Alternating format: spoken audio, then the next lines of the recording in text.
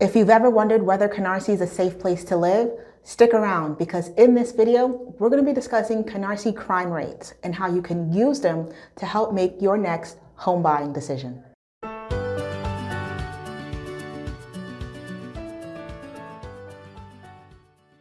Now, if you are familiar with Canarsie, you might also be familiar with some of its neighboring areas, such as Flatlands, Marine Park, Mill Basin, Bergen Beach, or Georgetown. Some might say that these areas are more safe when compared to Canarsie. Now, one of the best things about living in New York City is New York City provides us with a lot of data, especially when it comes to crime. So we can take a look at this data and really determine whether or not Canarsie is more safe or less safe than its surrounding areas. So in order for us to look at the data, we have to go to a New York City sponsored website, which is known as maps.nyc.gov/crime.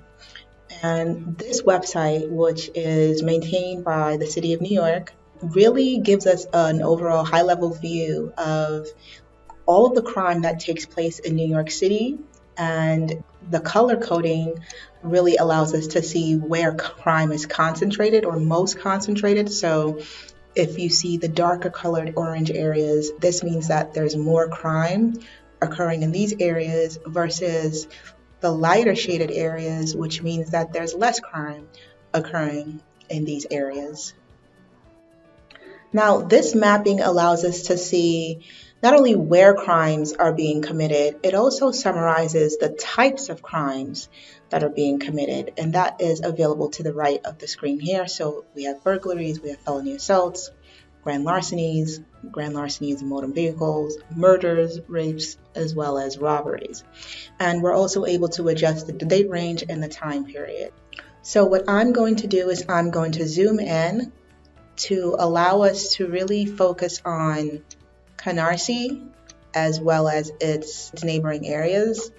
So this area here is Canarsie. We know that because Canarsie is covered by the 69th precinct. And this section here, the 63rd precinct, includes all of the neighboring areas that I mentioned earlier in the video. So it includes Flatlands, it includes Marine Park, it includes Georgetown, it includes Mill Basin, it includes Bergen Beach. So all of those neighboring towns are here, and we see that it is a lighter shaded orange relative to Canarsie.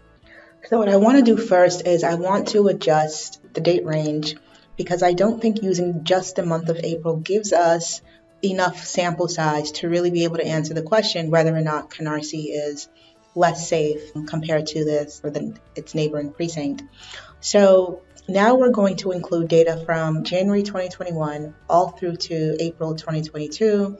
So we know that we have a lot more crimes that are being committed during that time period, and so a lot more data to allow us to really see if we can answer this question. So as I mentioned, the 69th precinct is covered by Canarsie, and its neighboring district, the 63rd precinct, is inclusive of all of those neighboring towns that I alluded to earlier in the video. So immediately we see that when we hover over these sections, although Canarsie has a darker shaded orange relative to its neighboring precinct, when we look at the actual number of crimes committed per 1,000 residents, they're not significantly different.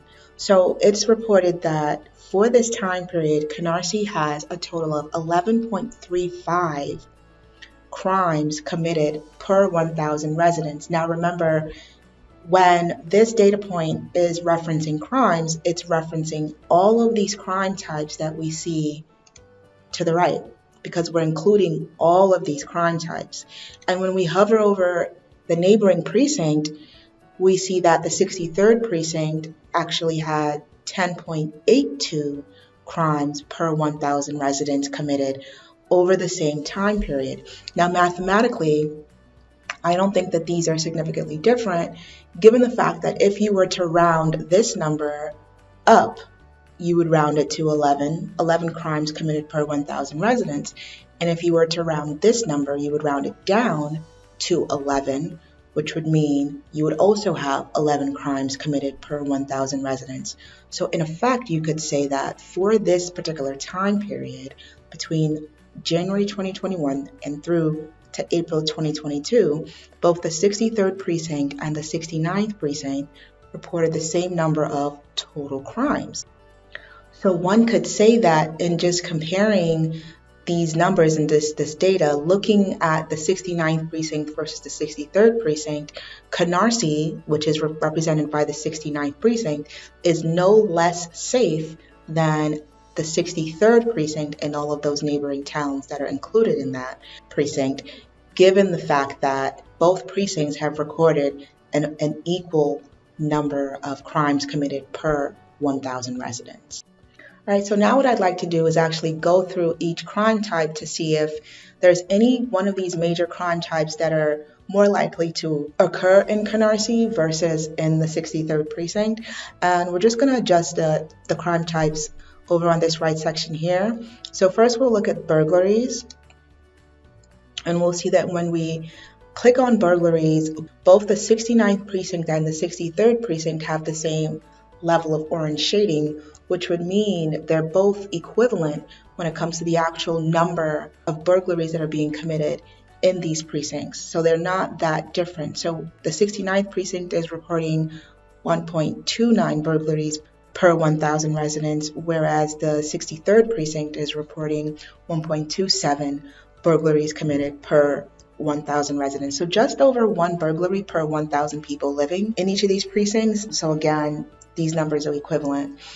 Moving down to felony assaults, you see that Canarsie has a little bit of a darker orange shading relative to the precinct next to it. So when we look at the actual numbers, Canarsie reports 3.5866 felony assaults per 1,000 residents, whereas the 63rd Precinct is reporting 1.9789 felony assaults per 1,000 residents. And I would say this is significant. This is a significant difference. So by far, you are seeing more felony assaults occurring in Canarsie relative to the 63rd Precinct. If we move down to grand larceny, we see that there is equivalent shading for both of these precincts. So Canarsie is reporting 3.14 grand larcenies per 1,000 residents, and the 63rd Precinct, although the shading is equivalent, its number is much higher, and it's reporting 5.18 grand larcenies per 1,000 residents. Now, I would actually say this is a significant difference, despite the fact that the shadings are the same. There are 2 additional grand larcenies occurring per 1,000 residents. Now, the state of New York does define grand larceny as the theft of monies in excess of $1,000. So looking at the data, you are more likely to be robbed of monies in the excess of $1,000 in the 63rd Precinct than in the 69th Precinct. So this is less likely to happen in Canarsie and more likely to happen in the neighboring precinct. Moving down to grand larceny of motor vehicles. So we do see that Canarsie has a darker shade of orange when it comes to this crime type, and its neighboring precinct has a lighter shade of orange. When we look at the actual numbers, we see that the 69th Precinct is reporting 1.74 grand larcenies of motor vehicles per 1,000 residents, whereas the 63rd Precinct is reporting 1.09 grand larcenies of motor vehicles per 1,000 residents. Now, Canarsie is higher. It's not that much higher. I would still say this is significant because I would round this number to 2 and I would round this number to 1. And so you have an additional grand larceny of motor vehicle occurring in the 69th Precinct relative to the 63rd Precinct. And so for that, I would say yes. You are more likely to have your car stolen if you lived in Canarsie versus if you lived in its neighboring precinct. Moving down to murders. So Canarsie also has a darker shade of orange when it comes to murders. And when we hover over Canarsie, we see that the 69th Precinct is reporting 0.15 murders per 1,000 residents for this time period, whereas the 63rd Precinct is reporting 0.0092 murders per 1,000 residents. Now, while both of these numbers would round to 0, Canarsie is a lot higher, significantly higher than the 63rd Precinct, and so Data does show that murders are more likely to occur in Canarsie than they are to occur in its neighboring precinct. Moving down to rapes. For rapes, we see that both Canarsie and the 63rd precinct have the same shading. If we hover over each section, we see that the 69th precinct is reporting 0.24, call it 0.25 rapes per 1,000 residents, whereas the 63rd precinct is reporting 0.17 rapes per 1,000 residents. I would say that there's no significant difference between these two precincts, and as that's also reflected in the similar shading that we see between both precincts. So I think that when it comes to rapes, both precincts report the same likelihood of rapes happening in the 69th precinct versus the 63rd precinct. Moving down to robberies. Now we see that for robberies, both precincts reflect the same shading. So if we hover over each section, the 69th precinct is reporting 1.18 robberies per 1,000 residents, whereas the 63rd precinct is reporting 1.1 robberies per 1,000 residents. Now, I would say that there's no significant difference between both of these numbers. 69th precinct and the 63rd precinct, they have the same shading, and you are just as likely to get robbed if you lived in Canarsie as if you lived in the 63rd precinct. And so just to recap, the two crime types which really showed any significant difference were felony assaults, where Canarsie reported 3.58 felony assaults per 1,000 residents, and the 63rd precinct reported 1.97 felony assaults per 1,000 residents, as well as murders, where Canarsie reported 0.15 murders per 1,000 residents, and the 63rd precinct reported 0.0092 murders per 1,000 residents. So now what I'd like to do is I'd like to use this data, see how we can use this data to make better home buying decisions. And to do that, we're going to use another section of the map.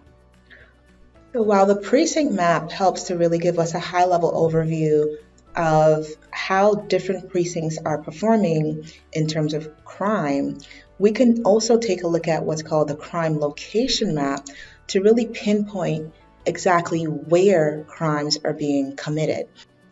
Now, when someone says to me, I don't want to move to a particular area because it's dangerous, there's too much crime there, when you look at a map like this, you have to kind of take that statement with a grain of salt, because a map like this shows you that there's no escaping crime. New York City is peppered with crime, all different types of crimes. There's no section of New York City, and when I say New York City, I'm talking about the 5 boroughs. There's no section of the 5 boroughs that does not have crime. There's some areas that have more crime than others, but for the most part, nowhere in New York City is immune to crime. All right, but let's take a look at how we can use this data to make better home buying decisions. Now, the way you do this is when you hover over the map, essentially you want to look for gaps, right? Because the gaps will tell you, okay, this area is less likely to have any crimes committed just based off of historical data. If I hover over burglaries, or if I click on burglaries, there's this gap here, this section of Canarsie between Avenue K and call it Avenue M, doesn't have any burglaries, hasn't seen any burglaries in the last year. That's significant. If burglaries are something that you want to avoid, then you would really prioritize living in this section in Canarsie, and you would prioritize looking at homes that are for sale in this section of Canarsie. All right, now if you want to go to felony assaults, you can do the same thing. You see that this section has some felony assaults. So maybe you don't restrict yourself between Avenue K and Avenue M. Maybe you now go between Avenue L and Avenue M. And you now say, all right, well, I want to potentially live here between these two blocks. You can do the same for grand larcenies, for grand larceny of motor vehicles, for murders, and for robberies. If we select all,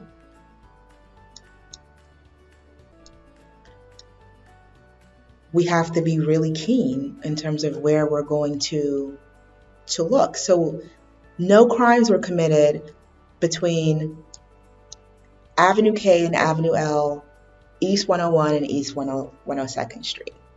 This block here looks to be a relatively safe block. And it kind of runs down East 102nd Street until you get to Avenue N. So this strip between Avenue K and Avenue N has not seen any crime committed within the last year. Okay? And that's the same for these two blocks here. So between East 102nd Street, East 99th Street, between Avenue L and Avenue K, no crimes in the homes committed in these blocks. And that's how you would use this data to make really sound home buying decisions. If you wanted to live in an area and really try to minimize your exposure to crime. Now, we're not saying that all of Canarsie is immune from crime, because if you scrolled up, you would see that Canarsie is peppered with crime, as is every other neighborhood in Brooklyn. Okay, so nowhere is completely immune, but you can use these mappings to help you make better home buying decisions, whereby you would feel much more comfortable and much safer potentially living in an area that may not have an amazing reputation relative to its neighboring towns, relative to its neighboring precinct, but at least you know that you're making a decision based on numbers as opposed to based on conjecture or other people's perspectives. All right, that's it for this video. Now, if you're someone who's considering purchasing a property in Canarsie, feel free to reach out to me. I'd love to work with you. If you enjoyed the video and you learned something new, consider subscribing, and I'll see you in the next one.